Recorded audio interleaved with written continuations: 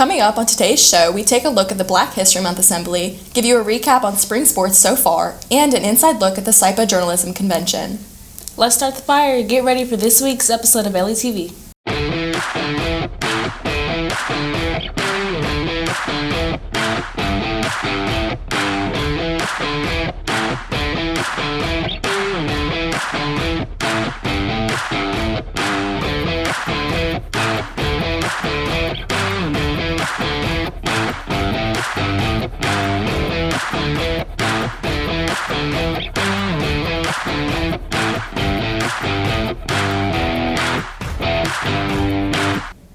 Good morning, Ellie. I'm Fallon Murphy.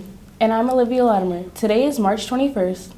Cardinal Fest is coming up on April 4th from 4 p.m. to 9 p.m. This is a great opportunity to earn service hours as a volunteer. If you are interested, you can find more information on the Watery Facebook page. If you are interested in doing student council in the upcoming school year, applications have been sent out through email and are due March 26th at 3:30 p.m. If you have any questions, please contact Ms. Scholl.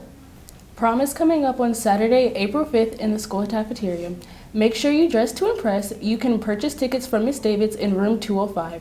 Tickets cost $35 to attend. The last day to purchase tickets is March 31st. Today is March 21st, which means it's World Down Syndrome Day. This day celebrates people with Down syndrome. LETV is proud to celebrate this special day with our students. On March 7th, the Black History Month Assembly was held at LE. Multiple aspects of Black history were celebrated and highlighted in this event. Let's cut to Lindley Bowen, who was there to cover this event. The Black History Month Assembly celebrated the unique culture our school has. We had art, dances, and songs on display for all of the demons to see. Here's what NCAA President Benjamin Mingo had to say about the event. In the words of George Santayana, who said that those who forget the past are condemned to repeat it. So it's important that we remember Black history, we remember what our forefathers have contributed to this country, and to say that Black history is more than just that. Because Black history is American history, and we are in a position where we are to teach our children and teach those the importance of those who came before us and those who are with us now. The STEP team represented their unique perspective of the event and shared some insight on what it took to practice their routine. Probably because I like diversity, and I felt like the STEP team was different, and joining the STEP team was something I've always wanted to do, so I just decided let's go for it. Probably I think my sophomore, junior year, so yeah. In all, the event couldn't have been possible without a community. Ms. Thomas Green and others put together this event. Here's what she enjoyed the most. Seeing the kids perform, actually, being able to witness them use their gifts and talents, listening to the songs and seeing the crowd interaction, as they are just as surprised at what Black excellence is in 2025 as people were back in the day when they first saw the first African American go to the moon, or the first African American solve a mathematical equation. Like, it's just the same excitement from 50, 60, 70, even 100 years ago as it is today to see the students get excited to see Sabrina do a pirouette. Reporting for LETV, I'm Lindley Bowen.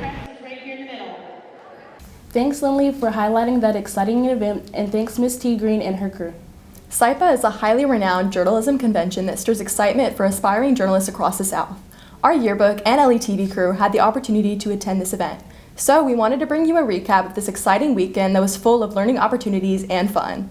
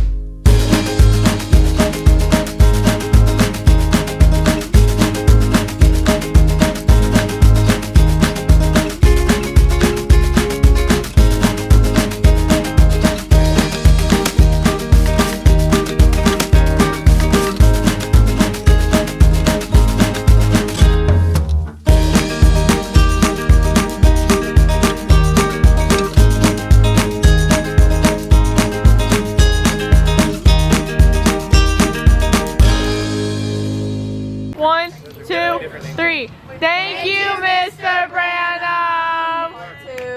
Thanks for that in-depth look at the Saipan Convention. Spring sports are off to a great start right now. Let's cut to Sports Central with Tristan Young to highlight these athletics.